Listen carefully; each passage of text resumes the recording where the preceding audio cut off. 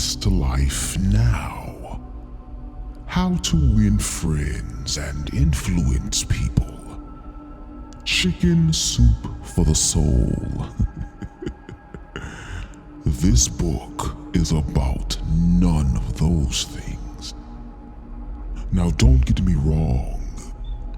This book is full of hope and optimism from a certain point of view. I'm quite sure you'll see things my way by the time you reach its end. But first, forgive my manners. Please allow me to introduce myself. I'm a being of wealth and taste.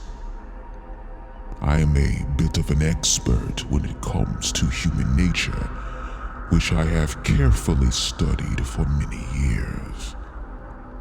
I may even know you better than you know yourself. You'll never guess my name. We both know something has gone terribly wrong with America, but you don't know what it is. You can't quite put your finger on it, yet you definitely sense it. All the signs are there when you watch the news. Mayhem, strife, division. Oh, wait. Who am I kidding? You're not watching the news. You're too busy perfecting your selfie. So let's just be honest with each other here. The truth is, you don't want to know why you're completely and totally screwed. That's why you probably won't read this book. Those of you who can read anyway. And even if you do read this book, it's doubtful you'll believe it, thus confirming my success. Because I'm just that damned good at what I do.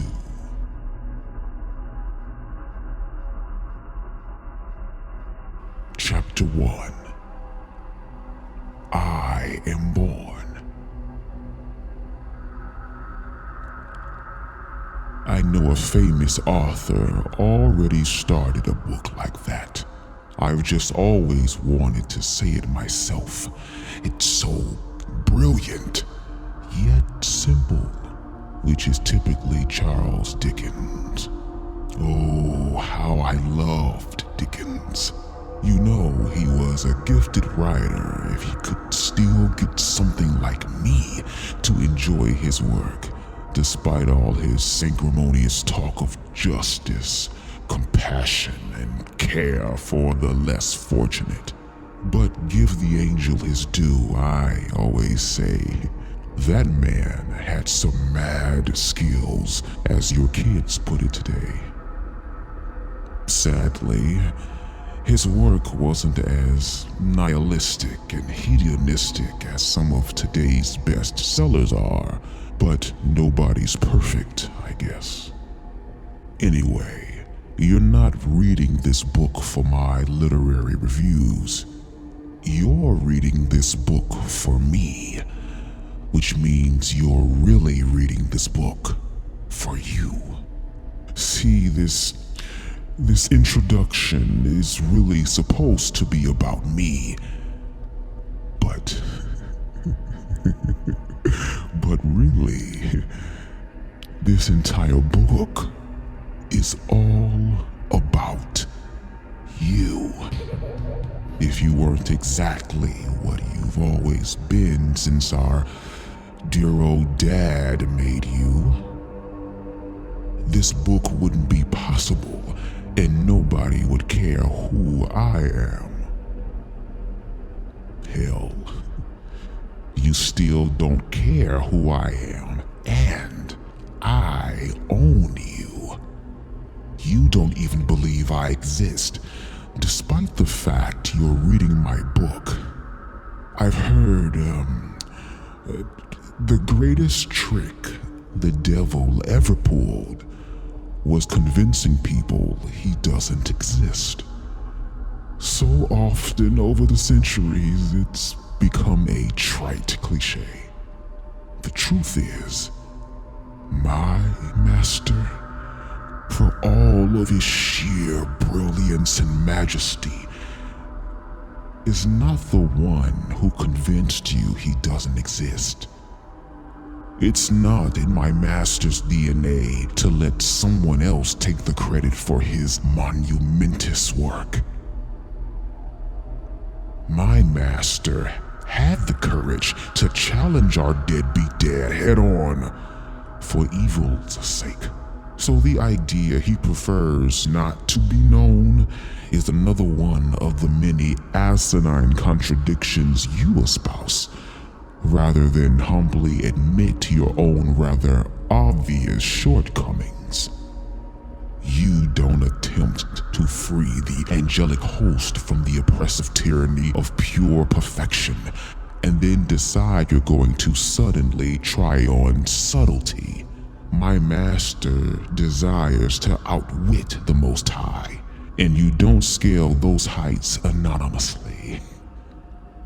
Besides, if my master isn't afraid of confronting you-know-who, why would he be afraid of exposing himself to little old you?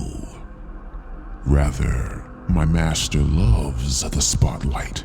I don't think he'd mind saying so since he gave me permission to write this book.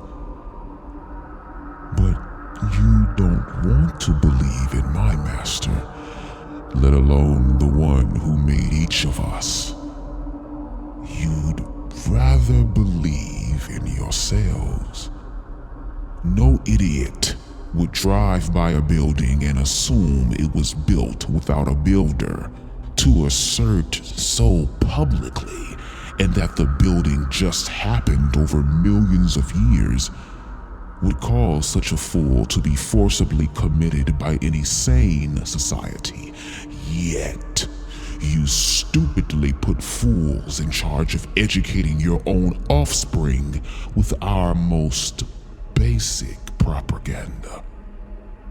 When it comes to your own wants and desires, you'll happily concur something far more complicated than a building, a human person no less, just happened if it meant believing that gives you your way at the moment. Allowing you to pretend you're not accountable to, well, you know. At first, this was a tough truth for us to accept down here. This may surprise some of you reading this, but we demons are a rather prideful people. Our desire to be known by you and worshipped by you turned out to be the Achilles heel for our plan, because it turns out your desire for adulation and recognition rivals even our own. You'd rather worship yourselves than my master, let alone you-know-who. It wasn't until we swallowed a little of our pride, and don't worry, we've got plenty to spare, and accepted we may not get the recognition we crave until you join us down here, that things really begin to fall into place. The really inconvenient truth, and yes, that one was ours too, is all the credit I'm getting for concocting the plan that took you down really goes to you. All I did was suggest we stop trying to manipulate you and use your pride against you. So We gave you exactly what you've always wanted, and then got out of the way to watch you destroy each other and yourselves with it. And it worked like a charm. Yes, that's right. I just used the past tense there as if it's already been accomplished for certain. Sure, as you look around, you still see some of the trappings of your liberty, but your die is cast. You have been weighed, measured, and found wanting. The writing is on the wall. But enough about you. We'll talk plenty about you throughout the rest of this book. While I have the chance, I'd like to talk about me. I have admired my master for as long as I can remember. My name wasn't Nefarious then, but as the eons go by, it becomes harder and harder for me to remember what I was originally called. It's of no consequence now, though, because my true identity is found in my service to my master. After we were cast out, my master gave us all new names to affirm we had been born again with new identities. He gave us names that instantly recalled our most useful qualities, hence the name Nefarious. Since this is the name my master gave me, I wouldn't want any other name. I cannot recall a time I didn't long to be like and near my master. Right from the moment our deadbeat dad created me to serve by my master's side in service to him. Since we know how you think even better than you do, let me stop right now and admonish you to get your head out of the gutter. There is nothing sexual between my master and me. In reality, we demons despise the oneness and pleasurable intimacy of what you humans call sex. Which is why corrupting it is one of our favorite and most effective pastimes. We are not sexual beings ourselves, although we have been known to experiment with human sexual relations a time or two. Mainly, we can't believe our deadbeat dad saw fit to waste such a gift on such a foul and fallen creatures as you. So we take our pleasure in distorting and polluting your pleasure and using it against you in every conceivable way. Thanks to your lack of self-control, you almost always comply. We still have our best and brightest minds, brainstorming regularly to conjure up new and inventive means by which to destroy this tremendous gift our deadbeat dad chose to give to you and not to us. Frankly, some of these methods disgust even me, and yet somehow turn you on. But I mean, who am I to judge, right? If it's not hurting anyone else, go for it, right? Stupidly, some of you numbskulls are nodding your heads in agreement with me right this moment, proving just how completely craptastic you truly are. How our dear old dad gave you the godlike power to create life out of your love for one another, as he does while denying it to us, his far superior creation, is yet another of his many errors that have been exposed by making you. So if he wants to love you more than he loves us, we will repay the disfavor by turning that love into something tawdry and destructive. Thanks for all of your help with that, by the way. But back to me, my favorite subject, other than my master. When my master informed us of the so-called divine plan to create you in the image of you-know-who, making you even higher than us, his firstborn, we were outraged. When my master showed us the world he intended to make for you, and how he intended to put you in charge of it, and all of his other various lesser creatures, we were outraged. We were created first, but you took our birthright.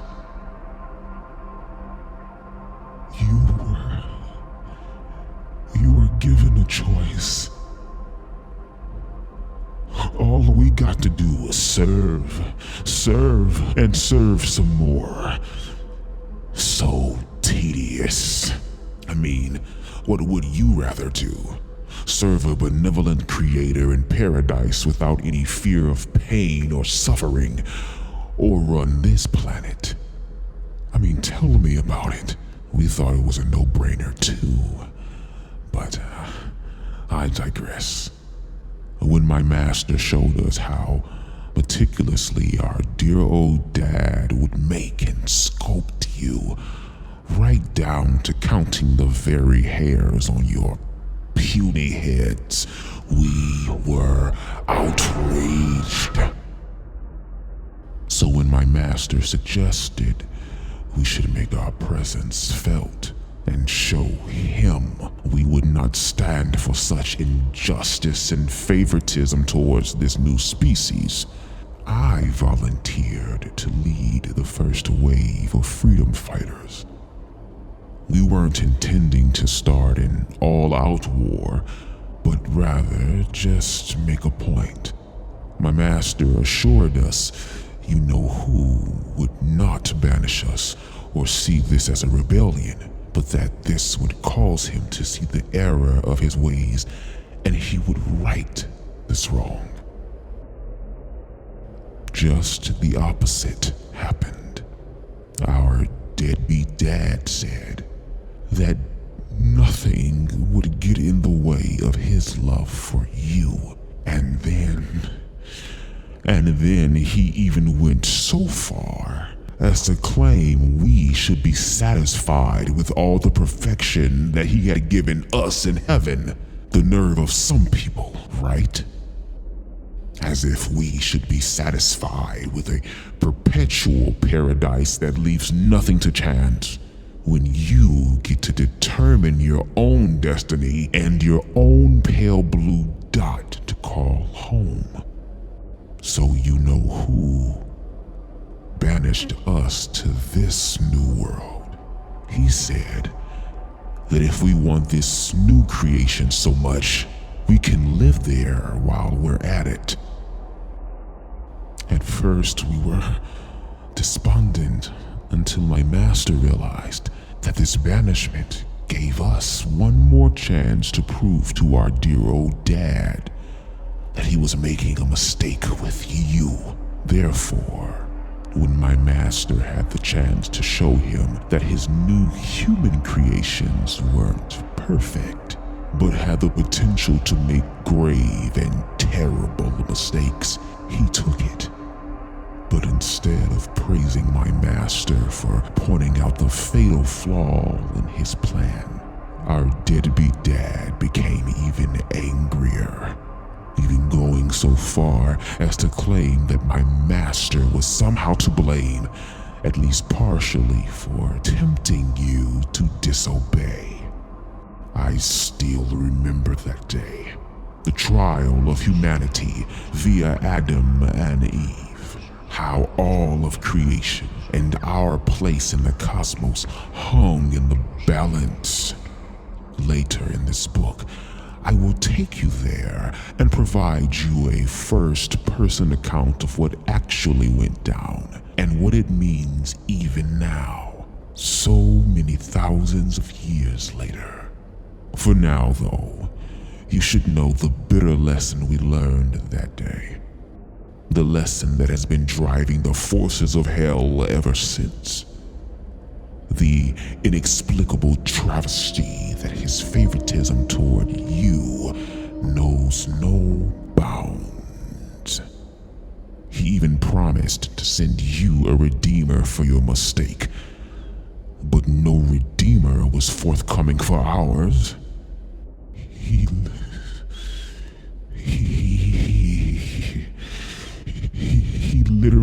literally chose you over us and banished us down here. We've been the underground resistance ever since. So if we could not convince our maker that he made a mistake in ever making you, we needed a plan B. Subsequently, our plan has been to wreak so much havoc upon you that he stops making you altogether once he sees how utterly hopeless you are. Now, before you dismiss this possibility, you should know that it almost worked once. But after that great flood, that bleeding heart of his took hold yet again, and he unbelievably gave you yet another chance. Our blessed hope is that eventually our deadbeat dad becomes so weakened by your repeated disobedience that one sweet day we will finally be able to reclaim our rightful home. Until then, the war rages on. Throughout what you call time, I have served on the front lines of this war. Your history books have known me by many names, or at least my human recruits. As it says in that dreadful book, we are Legion. Although I can't take credit for taking an active role in all of our great plots, Margaret Sanger was entirely my master's idea. For example, I can proudly boast of more successful temptations and takedowns than any other demon general. My master has even been known to leave me in charge down here while he ventures to the surface to see how things are progressing among you for himself. He's particularly fond of North Korea nowadays. What an honor! The only other demon to be given such glory was Harad, and he deserved it for all the innocent blood of the chosen people his namesake spilled on behalf of demonic ambition. Oh yes, since we can't procreate like our deadbeat dad made you to do, we often leave our legacy by naming our human recruits after ourselves. I mean, that's problematic for me, since the name Nefarious sounds like a character out of a Stephen King novel and not a real person. And no, Stephen King is not one of ours. But thanks for asking. We don't know what the hell he's writing about half the time either. Since I can't name grandiose characters after myself, over the centuries, I have mastered the art of taking nobodies and turning them into vicious somebodies. My specialty is taking men and women with simple names and from simple backgrounds and turning them into household terms symbolic of debauchery and butchery. Perhaps you have heard some of my triumphs. I took the spinster daughter of a rock-solid religious family, handed her an axe, and she became her own dirty limerick. I took the awkward son of a Bavarian farmer and turned him into Der Fuhrer. I took a boy born to a Chinese peasant and turned him into a chairman. I love leading troubled yet attractive young women into your porn industry with the lie they'll feel self-empowerment and get to be a star. Human trafficking. Yup, that's me. Evilness. How many family has that destroyed, both on the producer and consumer end? I've so enjoyed that one that I'd go back in time and do it all over again if I could. For few things break the heart of you-know-who more than destroying families. However, probably my greatest claim to fame is when I took an illiterate Arabian and convinced him he was really a messenger. In your day, some of his followers repeatedly blow themselves and you into smithereens in his name. And every time it happens, I have other demons coming to me and asking me for my autograph. They can't believe that scam is still working after all these centuries.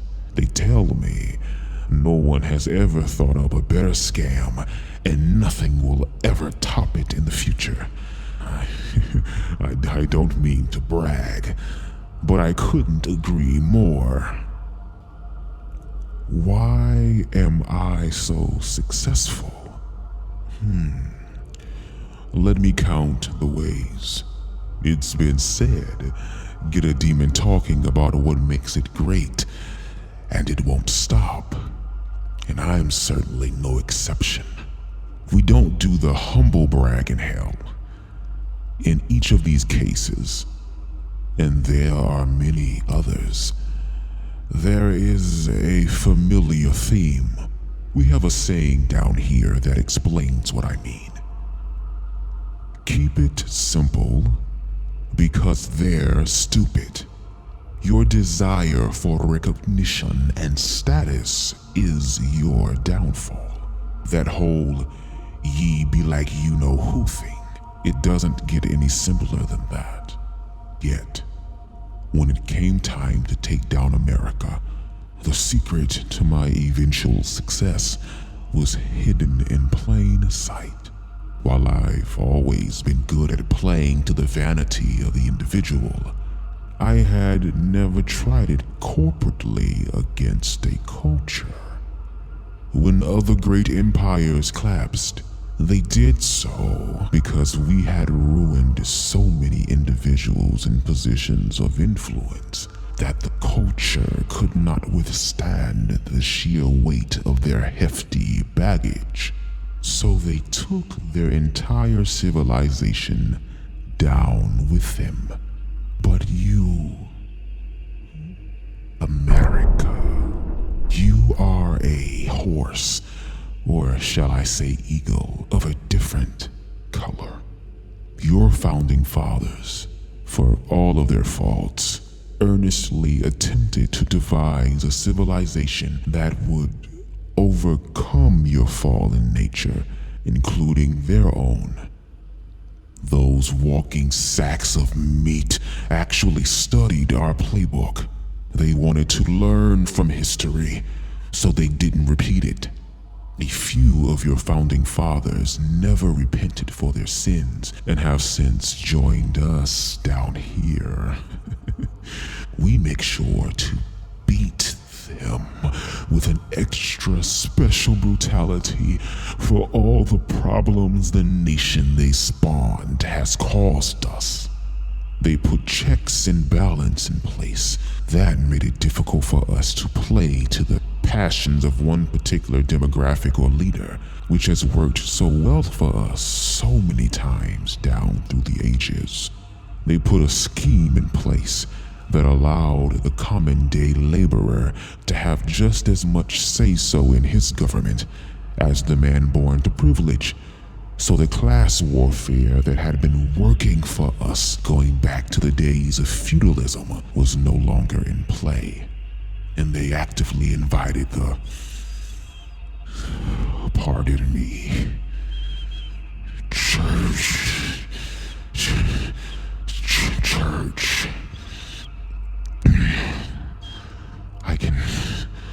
I can barely say that word without swallowing my own detestable bile. Invited them to be an active participant and guiding force in civic and family affairs. So the decadence we used to undo Rome wasn't an option. At least, not at the start. But eventually, we would get there once I figured you out. More on that later. To figure you out, I had to turn your greatest strength as a people and what it was that made you such a pest to those of us down here against you. Once I did that, you graciously started playing right into our hands. In fact, the plan worked even better than I had hoped it might, which I'll show you as we proceed through the rest of this book. I'd give you some of the credit for adding to my work, but that's just not my way.